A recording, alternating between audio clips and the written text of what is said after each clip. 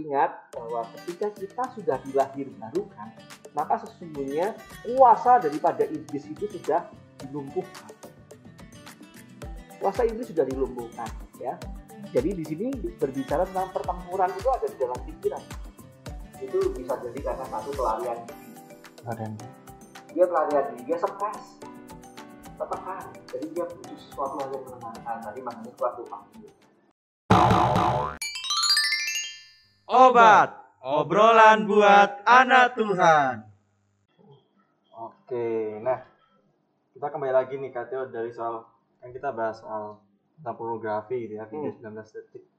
Kak Theo ada tips nggak sih untuk kita anak-anak Tuhan untuk di tengah kondisi dunia teknologi sekarang seperti ini, dunia seperti ini, Ya, tips untuk menjaga diri karena kan dosa ini kan dosa yang seperti tadi kayak anak kos, dosa yang tersembunyi gitu ya.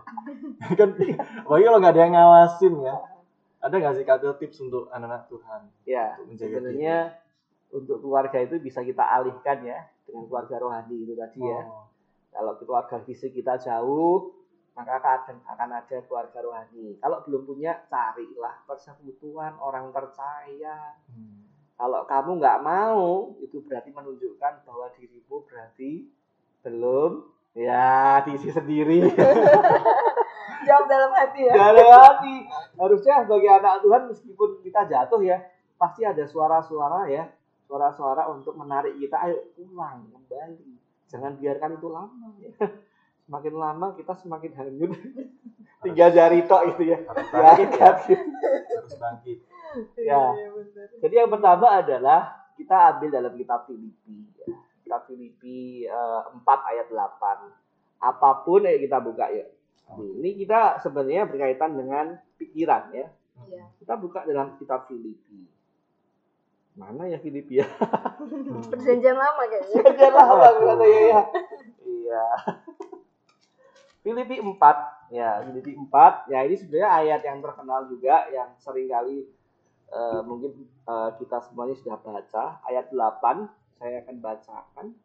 Jadi akhirnya saudara-saudara, semua yang benar, semua yang mulia, semua yang adil, semua yang suci, semua yang manis, semua yang sedap didengar, semua yang disebut kebajikan dan patut dipuji, pikirkanlah semuanya itu. Nah, ini sampai di ayat 8 aja. Jadi di sini berbicara tentang pertempuran itu ada di dalam pikiran. Segala sesuatu ya. Tidak hanya dosa seksual ya. Jadi ketika kita sudah di dalam pikiran itu, muncul ada kalanya dong kita punya pikiran yang jelek, nggak tahu itu pikiran yang agak porno atau mungkin sudah porno. Tadi kepo ya. Kepo dengan itu 19 detik atau berapa detik sih gitu ya. Bener nggak ya? Itu kan kita sudah terpancing ya. Terpancing lah ya. Saya aja ketika ya saya pasti juga akan terpancing 19 detik. Apa sih 9 detik? Pengen tahu setelah tahu judulnya. Halah gitu ya. Oh ya wis gak usah ngapain kan viral banget 9 detiknya itu. Ya kita nggak tahu 19 detik ya. Jadi mulai dari pikirannya itu kita langsung ayo jangan biarkan pikiran kita itu membiarkan pikiran kita menjadi menjadi menyerah. Ya kita percaya, ingat bahwa ketika kita sudah dilahirkan, maka sesungguhnya kuasa daripada iblis itu sudah dilumpuhkan. Kuasa iblis sudah dilumpuhkan, ya. Berarti kita bisa melawan, Kak? Bisa, karena dengan kuasa Tuhan dan iblis itu sudah dikalahkan. Tapi kok kebanyakan anak Tuhan kok nggak menang-menang ya? Nggak boleh kalah. Iya kan? Tapi bilangnya gini, jagoan menangnya terakhir Oh, gitu. iya. Jagoan menangnya Pertempuran besar itu terakhir tuh. Kalah dulu terus bangkit. Iya gitu ya. Kayak di film-film. Ya itu saya pernah diguyon ini gitu. Oh gitu ya. Jagoan menangnya terakhir Kak. Oh gitu ya. Alasan ya. Alasannya gitu. Masalahnya terakhirnya kita nggak tahu ya Iya, kapan. Nah, lalu kenapa kok mereka bisa kok tidak katakanlah tadi kok kalah terus? Karena mereka tidak sungguh-sungguh. Tidak sungguh-sungguh. Buktinya kalau tidak sungguh-sungguh, kalau kamu tangking itu, sekali sekali lagi kalau orang yang sudah dilahirbarukan, dia punya kuasa dari Tuhan untuk menghancurkan. Tetapi karena kita tidak sungguh-sungguh, kita tidak sungguh-sungguh di dalam Tuhan, itu membuat kita akhirnya jatuh. Kita nggak mencintai Tuhan. Ya, salah satu bukti dalam arti gampangannya gini ya. Kamu nggak terikat kok. Buktinya apa? Kalau orang terikat itu dia seperti orang sakau. Kamu bisa mengendalikan tubuhmu kan? Bisa nggak? Bisa. Ya sudah, berarti kamu nggak sakau, kamu nggak terikat. Kalau orang terikat tuh kayak bergerak sendiri. Nggak bisa mengendalikan. Iya, nggak bisa mengendalikan diri. Tetapi alasan anak Tuhan biasanya, tapi ada juga yang terikat sih. Tapi biasanya anak Tuhan itu bilangnya, excuse-nya adalah aku terikat, Kak. Supaya lebih mudah mungkin. Iya. Padahal sudah ditengking gitu. Kamu tuh nggak terikat, nak, gitu ya. Kamu aja yang nggak mau perang gitu ya. Kamu aja nggak mau perang gitu aja. Salah itu. Jadi kamu punya kuasa dari Tuhan. Perangi dong. Jangan ngomong, aku perlu didoakan ada tumpang tangan. Ya sudah, kalau kamu sudah terima Kristus, sudah gitu ya. Ya itu harus kita pahami. Ya kadang kan excuse-nya gitu. Ketika kita sadar bahwa saya punya kuasa di dalam nama Yesus. Takluk kau. Hei pikiran. Go. Bisa kok. Oh bisa ya. Bisa. Gitu. Ya bisa itu dalam hati pastinya dengan kesungguhan hati ya. Ya. Tetapi bukan berarti setelah itu juga ini ya, ada efek berikutnya. Kebiasaan. Kalau sudah jadi kebiasaan itu beda lagi. Ya pikiran mungkin bisa, tetapi tubuh. Ingat, kalau sudah terbiasa ada sifat dari kecanduan. Namanya kecanduan tubuh ini daging. Ya, baru dipakai itu. Jangan waktu sebelum dia apa-apain, tubuh ini lemah. Kamu belum coba gitu ya. Perang ya. Iya, kamu belum coba, jangan kayak gitu. Sudah coba belum? Gitu. Ya gitu. Ketawa dulu ya. Jawabannya cuma gitu. ketawa. Nah, kita jangan melupakan ada efeknya dari tubuh kita. Efek kepada tubuh kita, yaitu yang namanya kecanduan itu. Ya tubuh kita memang kecanduan, maksudnya kita nggak terikat, tapi tubuh kita ini sudah punya kebiasaan. Ingat, mungkin akan mengikat tubuhnya, rohnya tidak. Tapi tubuhnya ini sudah mau dipuaskan gitu ya. Kayak kalian dah, kita semuanya dah. Ayo, siapa yang nggak makan nasi sehari sudah kelimpungan? Saya langsung hipoglikemik padahal nggak hipoglikemik. Gitu kan? Itu sebenarnya apakah itu keterikatan? Tidak, itu sebuah hal yang normal ya. Kalau kita nggak makan nasi, nggak makan kentang, karbohidratnya di mana coba? Jadi ini saya juga sedikit membukakan tentang memberitahu, bukan membukakan ya kayak apa aja. Beritahu bahwa terikat itu nggak semudah itu. Ya kalau semuanya dianggap terikat, ya kita makan nasi itu apa nggak terikat? Iya. Kan ada yang teman-teman kita gitu, aku udah nggak makan nasi, masih lapar. Udah makan ya. Padahal dia sudah makan. Udah makan banyak. Bakso misalnya. Makan bakso, mie dan sebagainya. Nasinya belum. Ya itu ya, tubuh kita pasti perlu dilatih. Nah ini setelah pikiran kita, lalu tubuh kita dilatih. Nah pelatihan ini harus berupa pelatihan mungkin olahraga, bukan pelarian ya, kita belokkan, kita berikan sebuah aktivitas yang baru, olahraga atau mungkin kegiatan-kegiatan yang positif. Ya, kenapa kok kayak gitu? Ya ingat sekali lagi, ini tubuh ini punya kecenderungan gitu ya. Ya kayak tadi saya makan kayak gitu. Tetapi bagaimana kalau tentang pikiran? Ya pikiran sudah tadi. Tetapi apakah pikiran itu sudah bisa kita begitukan? Enggak. Ya barangkali ada kalanya kita kepingin ya. Kepo gitu ya. Aduh, ya apa ya? Nah di sini peran keluarganya harus muncul juga.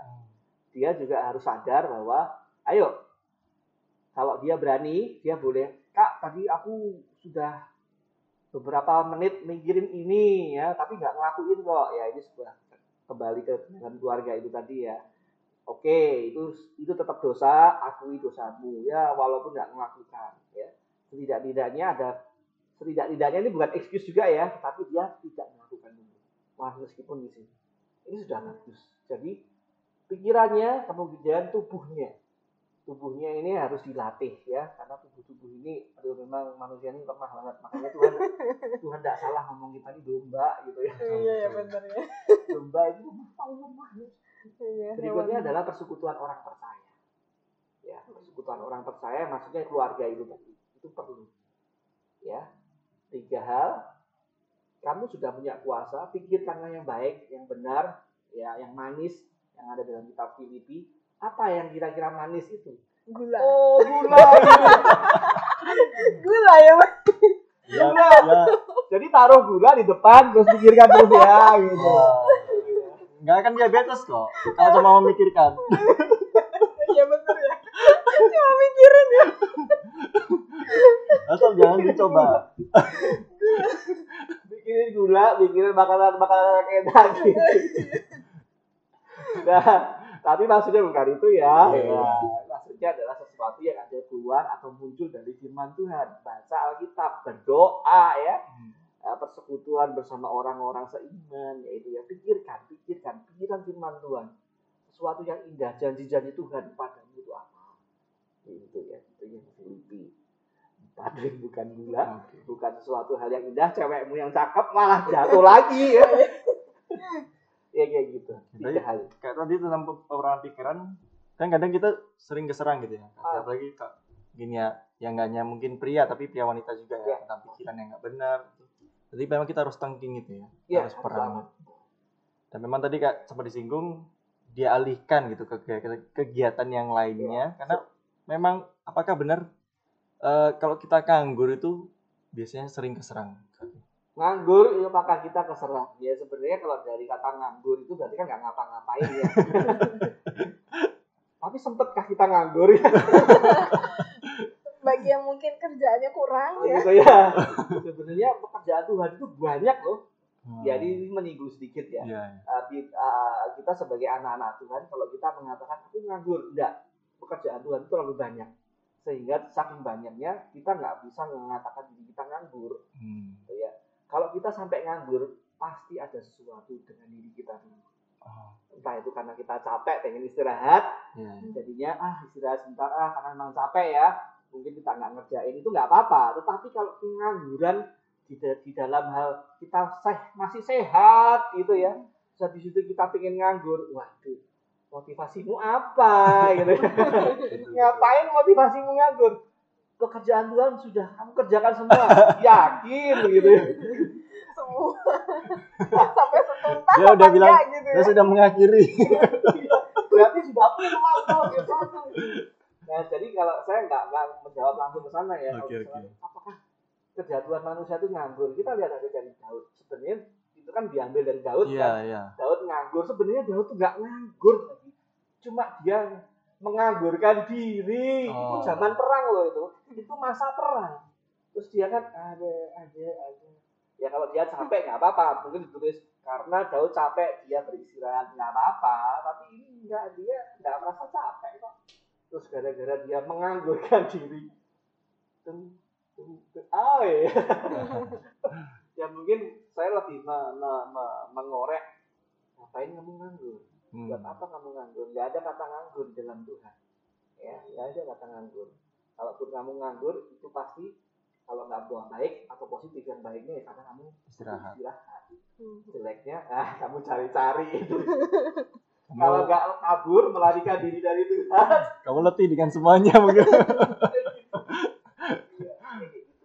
Oke.